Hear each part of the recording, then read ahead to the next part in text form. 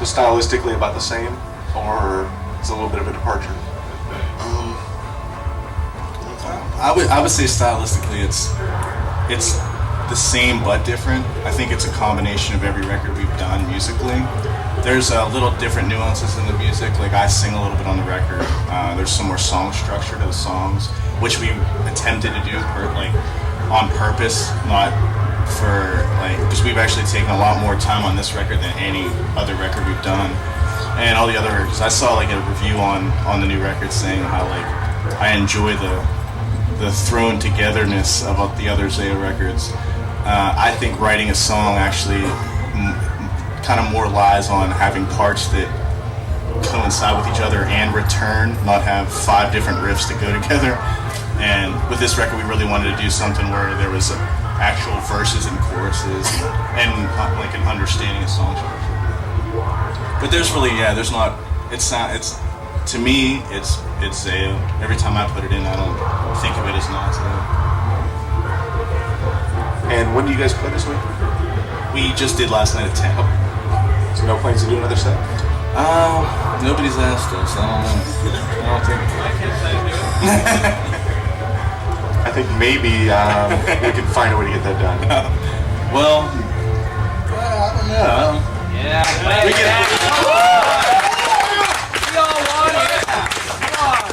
We were thinking about doing an acoustic set.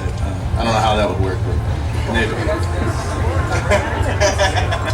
Maybe we just pass the hat now. Yeah, we do that. Okay, tell you what, let's open it up. I'm sure you guys have a lot more questions than I do, and just take the mic and speak into it so we can get you on tape, and we'll go from there. Hey, you have to excuse me, I lost my voice at your concert last night.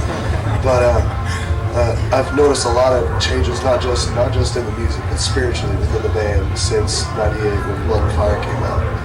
And I was wondering if you guys would want to talk about what brought you guys out of, let's say on self-titled with songs like Trash Can Hands and things like that. I was wondering if you guys would want to talk about some of the changes and some of the things that came out to lead you guys both from and back to more of a spiritual standpoint with your music. A lot of the times, kind of prior to this lineup change or the lineup that we have now, with our old drummer, it was almost like there was 2 separate visions, there's 2 separate goals within the band. And so a lot of the songs, or a lot of the reasons why some songs sound different than other songs, or some lyrics are a lot, different as far as, views and stuff goes, is because of the actual conflict within the band. We all got along, it was more or less, everybody, this might have been one person's song, this might have been, one person's set of lyrics, so that might have not actually represented as a whole as far as Zao goes, the actual view of the entire band. So when one person, wants, to have, Yeah, I think what he's trying to say is Zao's never went out of its spiritual sense. I think what we try to do is, as a band, open our hearts to everybody instead of just Christians. As a Christian band, I think this is what's kind of the downfall of being a Christian band, is a lot of them play to the chorus. They play to the people that are gonna, be in their crowds, and you say "I love Jesus" empty every night, and everybody raises their hands. With us, we play with a lot of bands that hate Christianity, but at the end of the tours, they can come up to us and respect the fact that we are Christians, because we aren't the type of Christians that get on stage and preach when it's not really, it doesn't feel like we should, and and playing to kids and showing them the realness of us, and then when we're done playing, they can come to us and have a personal conversation with us. So really, I don't think Zao's never not been.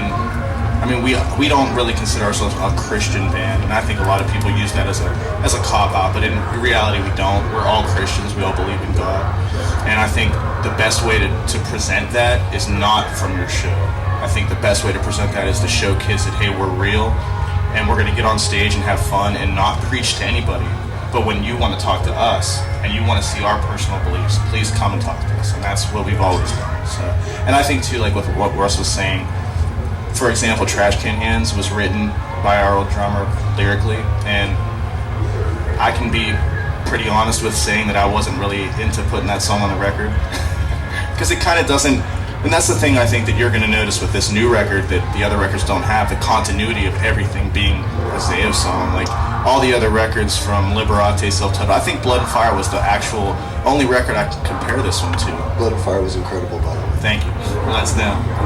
But with this record, it's like a full Zayo record, and there's not my song and Jesse's song, Russ's song. It's like Zayo songs. And that's how Blood and Fire was. Liberate and self-titled and Pray to Chaos were like, okay, let's do this quick, get this